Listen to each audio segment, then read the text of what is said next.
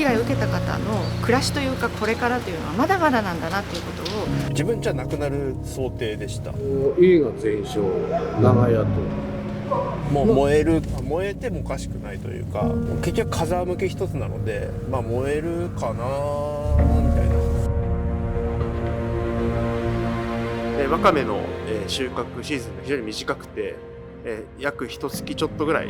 の期間です。でその時期を逃してしまうと、わかめがだんだん劣化が4月中旬から始まって質が下がっていくんですよね。でそうなると、出荷できない状態なんですよ。全焼しちゃってる家のところが、これ塩蔵すらできないんで。その塩蔵加工っていうのは皆さんご自宅とか倉庫にされてる。そうそう、芯抜いたりしてるでしょ。海岸でこう湯がいたり、そういう二次加工をすればやっぱりこういうふうに値段がポーンと跳ね上がるんですけど、生の原装状態で1キロ今は153円。特に料理はこの新抜き一等っていうのがブランドっていうかね、新抜きわかめを出すことがやっぱ家計支えてる、こういう新抜き作業する方の雇用も支えてるので、いいわかめだけをこうよりすぐって出すみたいな形になるので、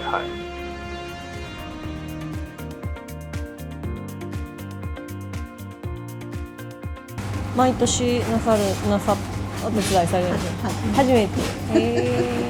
どうですか？楽しいですか？大変ですか？また来年もやりますか？合間見てね。合間見て気が向いたらこう手を動かしてから食べるわかめの味わいってまたちょっと美味しさが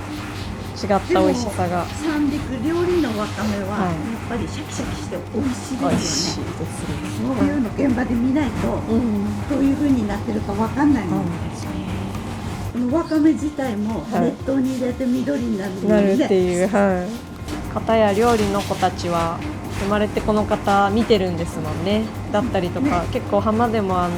お子さんが一緒にお手伝いしてたりとかしますよね。うちはたまたま大学生がすごく多いので、最初に来てくれた子はダイビングのライセンスを取りに来ようと思って予約してたけど、山火事で結局それがなしになってしまって、こういったボランティアがあるっていうことでこっちに、いや本当にね、いてもらうだけで本当にね助かってますみたいな感じです。押さえてもらってこうやった方が耳利きですか？はい。お疲れ様でした。わかめ漁の作業、それ何日間かお手伝いさせていただいた中で何か感想だったり。大変です。大変ですですけど、ものすごい細かい作業、茎と葉っぱが分かれてて、その葉っぱの部分が市場にねこう売られているものであって、その作業の中でいろんなわかめボランティア経験者さんたちがこの後一番大変なのがわかめの芯取りだからっていうのは聞いてたんですけど、今回初めて芯取りちょっと参加させてもらってなるほど、数々聞いてきた大変さ、こういうことだったかっていう、剥がすすごい繊細な作業をこれだけの数やるっていうのはなんかこう果てしなさと、すごい楽しくテーブル囲んで参加させてはもらったものの、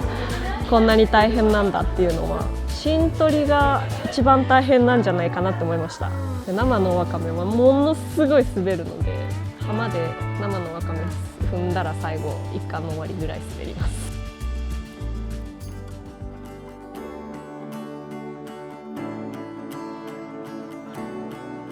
家が全焼、長屋とわかめ道具とかわかめ作業している長屋は大丈夫だっただからこうやってできてますよね。家はもう全焼です。